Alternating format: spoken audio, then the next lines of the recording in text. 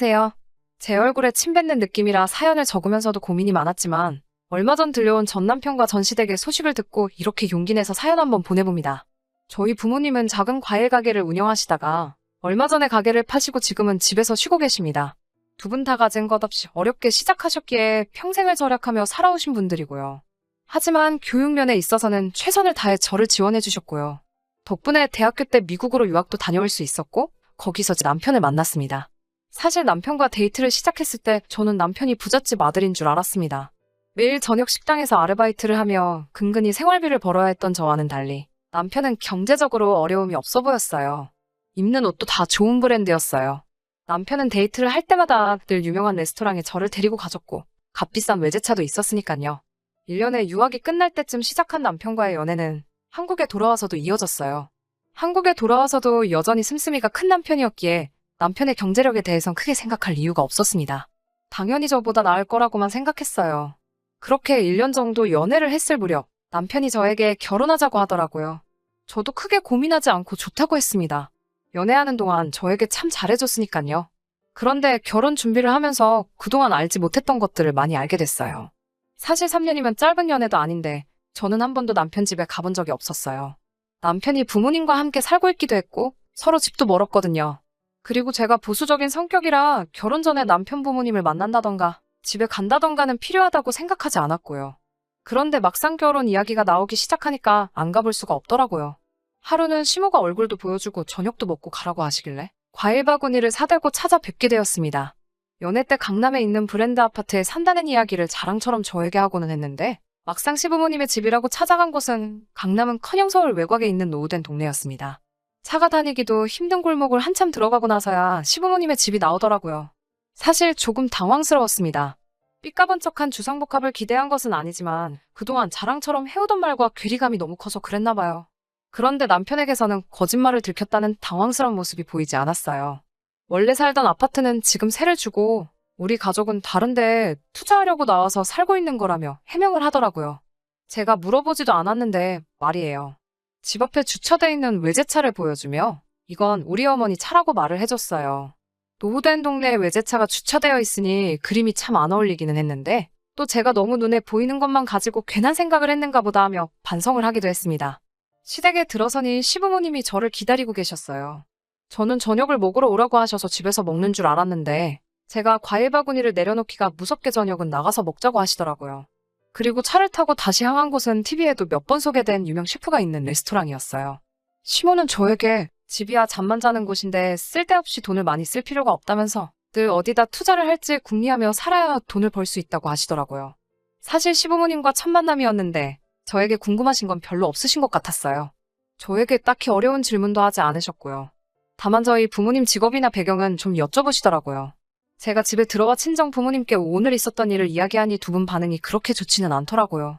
저희 부모님은 이미 제 남편의 씀씀이가 보통이 아니란 건 알고 있으셨어요.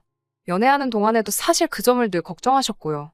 허세를 부리거나 허풍을 떠는 사람들을 별로 좋아하지 않으시거든요. 그런데 남편 가족들이 그런 건 아닌가 싶으셨던 거죠. 하지만 결국 자식 이기는 부모가 없듯이 저희는 결혼하게 되었습니다. 결혼까지의 과정은 그럭저럭 순탄한 편이었어요. 다행히도 성대한 결혼식보다는 간소하고 의미 있는 결혼식을 하고 싶다는 제 의견을 시댁에서 존중해 주셨거든요. 하지만 사실 이것도 저를 위해서 그러신 게 아니란 걸 나중에 알게 되었습니다. 저희 어머니에게는 가까이 지내는 친구분들이 있으세요. 저도 늘 그분들을 이모라 부르며 잘 따랐고요. 그렇기에 당연히 그 모든 이모들이 제 결혼식에 오셨죠? 그런데 그중 한 분이 저희 시어머니를 보더니 저 여자를 분명히 어디서 본 것 같다고 하시더라고요. 저한테 자꾸 시어머니에 대해서 물어보고 싶어 하셨지만 저는 신부라서 어디 다른데 정신 쏟을 겨를이 없었거든요. 그래서 제대로 저희 시어머니에 대해서 뭘 이야기할 틈은 없었어요. 그렇게 결혼식을 치르고 며칠이 지났을 무렵 친정 어머니에게 전화를 받았습니다. 친정 어머니가 깊은 한숨을 내쉬면서 사돈이 혹시 무슨 일 하던 사람인지 아냐고 저에게 물으시더라고요. 저는 글쎄? 옷가게를 해서 돈을 많이 버셨다는 것 같았는데? 라고 하니 너 정말 아무것도 모르니? 라고 물으시더라고요. 그래서 제가 도대체 무슨 소리냐고 물었죠. 그런데 거기엔 충격적인 진실이 있었습니다. 저희 시어머니가 원래는 어디 다른 동네에서 세탁소를 하셨대요. 옷을 수선도 하고 드라이된 옷은 배달도 해주는 그런 작은 동네 세탁소였기 때문에 동네 아줌마들하고도 곧잘 어울려 친하게 지내셨다고 해요. 그런데 거기서 돈을 조금씩 빌려 쓰다가 결국 파산 신청을 하셨답니다. 그리고 친정어머니 친구분은 피해자는 아니었지만 같은 동네에 살았기 때문에 저희 시어머니를 알아봤던 거고요. 그 이야기를 들으니 머리가 아찔해졌어요. 늘 정직과 성실을 강조하시던 저희 친정부모님께서도 그런 사람과 사돈이 되었다고 생각하니 얼마나 화가 나셨을지 상상도 안 되었고요. 저는 일단 남편이 오면 확실하게 물어볼 테니까 잠깐만 기다려달라고 했습니다. 그리고 그날 밤 남편이 퇴근하고 돌아왔을 때 남편에게 친정어머니께 들었던 이야기를 털어놓으며 조심스레 물었습니다. 남편은 뭐 돈 문제야 어른들 사이에서 늘 있는 거 아니겠냐며 대수롭지 않게 여기더라고요. 제가 그래도 이런 건 좀 확실하게 알고 싶다고 하자 남편이 기분이 좀 상했었나 봐요. 저를 불쾌한 표정으로 쳐다보면서 그럼 너가 직접 물어보던지라고 하더라고요. 그런데 그런 남편 모습을 보니 저도 순간 화가 나더라고요. 그래서 정말로 시어머니께 전화를 걸었습니다. 그리고는 이런 이야기를 들었는데 진짠지 가짠지만 말해달라고 했어요. 시어머니는 조금도 불편한 기색 없이 남편과 비슷한 반응을 보였어요. 사람들이 살다 보면 돈 때문에 이런저런 이야기도 나오고 오해도 생기고 하는 거고 이건 자신의 개인적인 일이니까 며느리인 제가 왈가왈부할 일이 아니라고요. 너네한테 피해갈 일 없게 할 테니까 쓸데없는 걱정하지 말고 너네들 앞가림이나 잘 하라고 하시더군요. 저도 그 말에 뭐라고 반박하기가 어렵더라고요. 결국 남편한테도 한 소리를 들었습니다. 우리가 어머니 개인사까지 뭐라고 할 게 아니지 않느냐. 지금은 아무런 문제 없이 잘 살고 있고 나도 그런 속사정을 알고 있기 때문에 어머니하고는 경제적으로 엮일 마음이 없다. 자기는 자식된 도리만 할 뿐 금전적인 부분에서는 엄연히 별개다. 우리들 앞으로가 중요한 건데 어머니 과거일 때문에 이혼하는 것도 말이 안 되지 않냐. 뭐 이런 말들이요. 듣고 나니 틀린 말도 아니고 실제로 시어머니의 과거 때문에 제가 직접적으로 피해본 게 없으니 시어머니의 과거사는 그냥 그렇게 지나가게 되었습니다. 남편의 사탕 발림에 넘어갔다는 사실도 인지하지 못한 채 그렇게 얼마 전 정말 제대로 사건이 터졌습니다.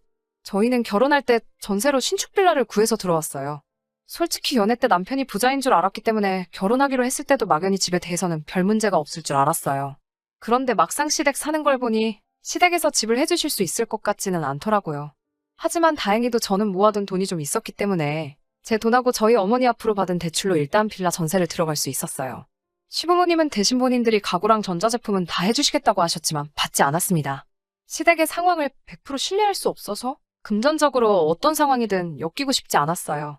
그렇게 저희의 본격적인 결혼 생활은 시작되었고 남편의 말처럼 이 사건이 터지기 전까지 결혼 생활을 이어오면서 시댁과 그 어떤 마찰도 금전적인 관계 또한 단 한 번도 없었습니다.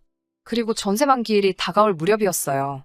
오른 집값을 감당할 수 없었기에 일단 저는 한 번 더 재계약을 하고 싶었고요. 다행히 저희 부부를 좋게 봐준 집주인도 연장해도 괜찮다고 했기에 아무런 걱정도 하지 않았습니다. 그런데 재계약을 며칠 앞둔 어느 날 시어머니에게서 전화가 왔어요. 그러더니 너네 전세보증금을 급하게 써야겠다고 하는 거예요. 그래서 제가 그럼 저희는 어디 가서 사냐고 하자. 일단 시댁으로 들어오라고 하시네요. 살림살이들은 다 어쩌고 그렇게 해야 하느냐 물었더니 그런 건 대충 버리고 다음에 다시 사면 된다는 거예요. 제가 아무리 생각해도 그건 아닌 것 같다고 무슨 일 때문에 그러시냐고 재차 물었더니 시어머니는 어휴 짜증나 몰라 하고 짜증을 부리며 전화를 끊더라고요. 바로 남편에게 전화를 걸었더니 남편은 이미 다 알고 있었던 눈치였어요. 저한테 얼른 짐 싸서 일단 집 빼라고 그래서 제가 그렇게는 못한다고 하니까 네 시어머니가 감옥에 가도 괜찮냐고 묻는 거예요. 시어머니가 감옥에는 왜 가느냐 물으니 돈 때문에 그런 거지 다른 이유 있겠어? 하고 당당하게 대답을 하네요. 알고 보니까 시모가 빌라 사람들을 상대로 또 개를 한 거예요. 그런데 그냥 한 게 아니고 개를 타야 하는 사람한테 이자를 더 붙여주겠다며 갯돈을 안 주는 방식으로 남의 돈을 챙기고 있었던 거죠. 그러다 동네 사람들끼리 이야기가 나오면서 한두 명이 당한 게 아니란 걸 알게 된 거고요. 단체로 고소를 하니 합의를 해야 하는데 돈이 없으니까 저희 전세금을 달라고 하는 거였어요. 저는 그 이야기를 알고 나니 더욱 더 시모도 남편도 이해할 수가 없더라고요. 그래서 아무리 생각해봐도 전세금은 드릴 수 없으니 어떻게든 알아서 해결하시라고 했어요. 강남에 아파트도 가지고 계시지 않느냐 하니 그 집은 가만히 냅둬도 오르는 걸 어떻게 정리하겠냐 하시더군요. 그러면 시어머니는 금부치도 많으시고 차도 있으시지 않냐 그런 것부터 정리하셔서 갚으시라고요. 그러자 시모가 그런 건 자기 사업에 필요한 물건들이라고 표현하시더라고요. 사람이 돈이 있어 보여야 주변에 사람들이 또 꼬이고 그래야 훈일을 도모할 수 있다나요. 그 말을 듣는데 소름이 확 끼치더라고요. 그런데 남편도 덩달아 엄마 말이 하나 틀린 것 없다고 했어요. 정말 남편을 포함한 시댁에 실망스럽고 진저리가 처지더라고요. 남편은 계속 시모에게 며칠만 참으면 계약 만기니까 전세금 받아다 줄게라며 시모를 달래고 있고요. 시아버지는 아무 말도 안 하고 가만히 자리만 지키고 있고요. 그러다 한마디 하신 말씀이 그럼 파산 신청을 해버리자고 하시더군요. 그런데 더 가관인 건 시모가 그 말을 듣더니 그거 진짜 좋은 생각이라며 좋아하는 거예요. 그러면서 대뜸 저를 째려보고는 절 다시 봤다면서 아주 매정하고 무서운 며느리라며 혀를 차시더라고요. 그렇게 한바탕 시끄러운 시간이 지나가고 집으로 돌아와 남편을 쳐다보고 있는데 시어머니와 자신은 아무 연관이 없을 거라는 식으로 떠벌렸던 게 전부 다 저를 안심시키기 위한 개수작이었다는 사실에 마음 한구석에서 불안과 울분이 동시에 치솟았습니다. 무엇보다도 이렇게 된 상황보다 저렇게 생각 없는 남자를 여태껏 알아보지 못했다는 제 자신에게 더 화가 났어요. 저 남자 머릿속에는 무슨 생각이 들어있을지 가늠도 안 되더라고요. 그래서 제가 남편에게 솔직하게 말해달라며 친구들한테나 혹시 남한테 빌린 돈이 있냐고 물었어요. 그러자 남편은 뭐 조금 있기야 있지. 요즘 시대에 빚 없는 사람이 어딨어? 돈 빌리는 것도 능력인 거 몰라? 그리고 그 돈 나 혼자 쓴 거 아니야. 너도 같이 썼잖아. 라고 말하며 그 빚들 또한 저한테 일부 책임이 있다는 식으로 실실 쪼개면서 말을 하더라고요. 가사를 위해 부당한 채무는 이혼 시에도 재산분할 대상에 포함이 된다며 제게 겁을 주더라고요. 제가 고를 수 있는 유일한 선택지는 전세금을 빼서 시어머니에게 갖다 바치는 것 말고는 아무것도 없다는 식으로 어차피 이혼하게 돼도 돈 한 푼 찾아가지 못할 거라는 식으로 말을 하더라고요. 얼른 마음 고쳐먹고 시모가 우리 돈으로 다시 일어나는 걸 기다리는 방법밖에 없다는 식으로 말을 해왔습니다. 제가 시댁에서부터 오고 간 모든 대화를 녹음하고 있던 건 꿈에도 상상을 못했나 봅니다. 그동안의 자잘한 사건들을 제가 별 의심 없이 넘겼더니 저를 아주 바보로 알았나 봐요. 끝까지 부모의 일과 자신의 일은 별개라고 외치며 저를 속였던 남편에게 저는 마지막 방법을 쓸 수밖에 없었습니다. 증거들이 워낙에 많았기 때문에 법원은 저의 편을 들어주었습니다. 전세보증금은 결혼 전 형성된 저의 재산으로 인정받아 고스란히 가져올 수 있었고 오히려 남편에게서 위자료까지 받게 되었습니다.